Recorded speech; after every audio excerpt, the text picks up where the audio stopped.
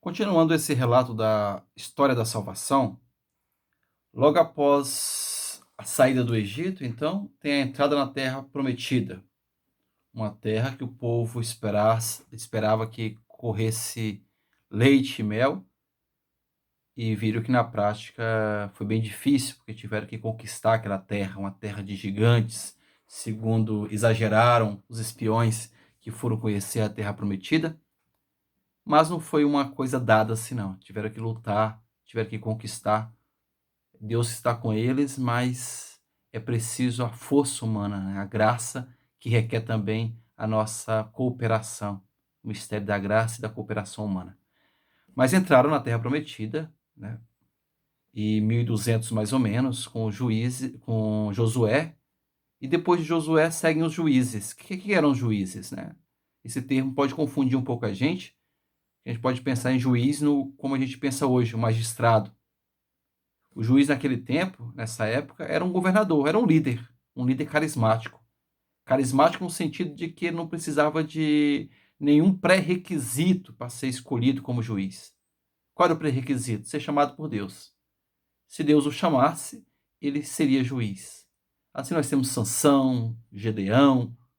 Gedeão é um caso muito emblemático, porque é um juiz todo medroso, mas que no final consegue cumprir o chamado de Deus, né? Apesar de muito medo, de muitos obstáculos que ele colocou ao chamado, mas ao fim ele conseguiu cumprir a sua missão.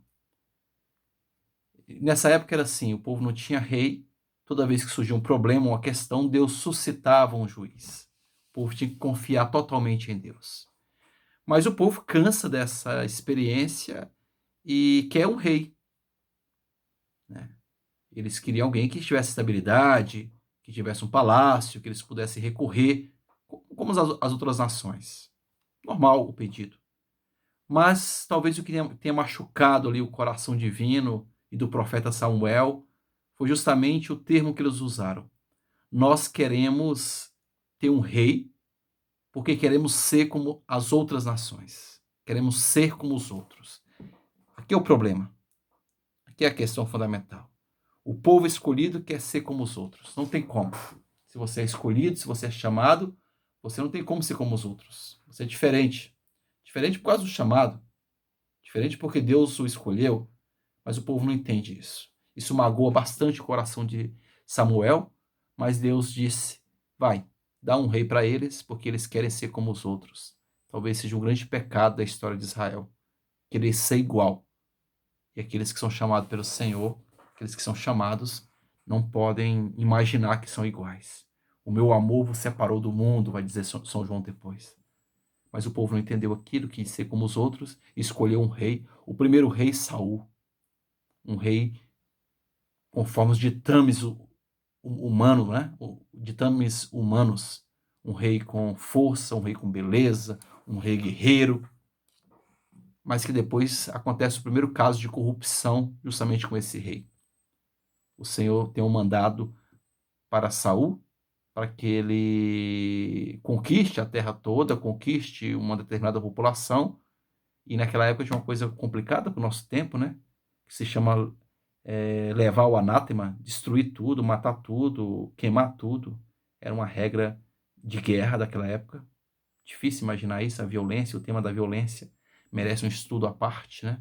Claro que é o modo como Israel entende Deus, é o modo como Israel ouve o chamado de Deus, mas a gente pode depois fazer um estudo à parte sobre essa temática da violência, né? Que não é tão igual ao que é contado na Bíblia. A gente vai ver que essa violência é um pouco exagerada na Bíblia, porque aumenta o número, né? E também por causa do contexto cultural, mas aí teremos que ter um curso à parte só para meditar sobre o tema da violência, que é complexo. Mas enfim, o que acontece com Saul? Saul não cumpre o mandato de Deus, né? Em vez de terminar e matar tudo que tinha que matar e não pegar nenhum despojo de guerra, ele retém para si alguns carneiros, né, alguns animais. E quando Samuel descobre isso, ele diz que era para Deus, né? Não, eu separei porque era para sacrificar para Deus, pensando em Deus, né? O homem aqui, o homem sempre dividido, que escolhe o mal, mas chama esse mal de bem. Santo Agostinho fala isso, né? O ser humano nunca escolhe o mal, ele sempre escolhe algo dizendo que é um bem. Ainda que esse bem depois a gente vá refletir e descobre que é um mal, mas para ele é um bem. Né? Estou escolhendo um bem. O ser humano peca desse jeito, né? Estou escolhendo o amor, estou escolhendo a liberdade, quando no fundo o que está fazendo muitas vezes é pecando. Saul, por exemplo, devia ter dito: eu pequei, eu errei, mas não. Ele fala: eu fiz o bem. E é duro, né? Bastante duro a fala, bastante dura a fala de Samuel para ele, né? O Senhor te rejeitou, você não é mais rei. Esquece. Deus quer obediência. Deus não quer sacrifício, Deus quer obediência. E esse primeiro rei cai em desgraça, né? Perde, morre de um modo dramático, e surge um outro rei, né? Já paralelo, já no final da vida de Saul, ali quando ele está em decadência, começa a surgir Davi. Esse sim, um rei segundo o coração de Deus. Um rei que vence o Golias, um rei que toca, um rei que canta, que dança diante do Senhor. Né? São duas narrações sobre a chegada de Davi ao trono. A gente não sabe se ele é mesmo só guerreiro, ou se ele é um guerreiro e também um tocador de harpa. Enfim, ele chega ao reinado. Interessante porque esse é o rei querido. A descendência de Davi que surge o Messias, que surge o próprio Cristo na terra. Mas a gente vai ver com tantos pecados. Davi consegue num dia só cometer todos os pecados possíveis, né? De adultério, de assassinato, de mentira, de roubo, tudo. Mas mesmo assim ele é um rei segundo o coração de Deus.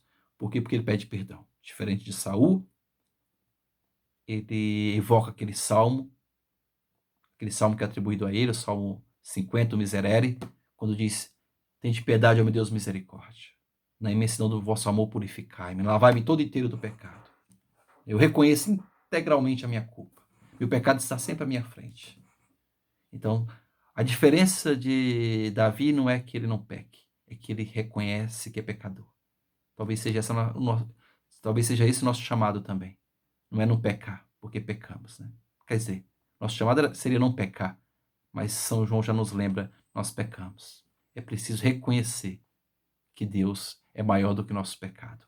Davi faz isso, diferente de Saul, e por isso é um rei segundo o coração de Deus. Só que Davi, ele não consegue construir o templo.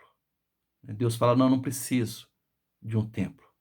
Lá naquela passagem de 2 Samuel 7, uma passagem tão bonita para a nossa esperança, uma promessa messiânica.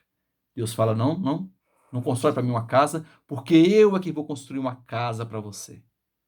Eu é que vou te dar uma casa. A casa que Deus fala é a descendência de Davi, o Messias, o Cristo. Né? Mas esse rei conseguiu unificar todo o país. É sobre Davi, pela primeira vez na história, que Israel está unificado, com as 12 tribos, reunido em torno de um só rei, de um só propósito. Esse rei morre e surge o seu filho Salomão, que vamos continuar no próximo vídeo.